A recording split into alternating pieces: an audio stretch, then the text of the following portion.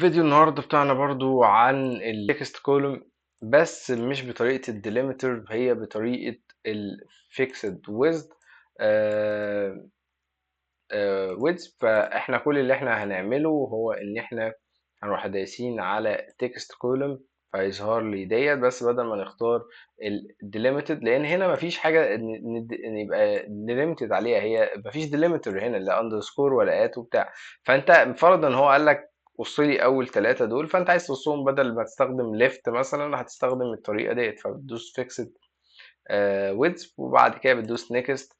بعد كده بتوقف هنا مثلا الكولم، او بتقف مثلا هنا او هنا، انت ممكن تقعد تقسم براحتك، وبتدوس نيكست. وبعد كده برضه ممكن تحدد عليهم كلهم وتخليهم تكست، وبعد كده فينيش، وبيفصلها لك زي ما انت شايف هنا، والدنيا كده تمام يا معلم. بس كده انا شرحت لك التكست كولم في الطريقتين في فيديو قبل كده، ارجع شوفه كده للفيكسد ويدز والديليمتر.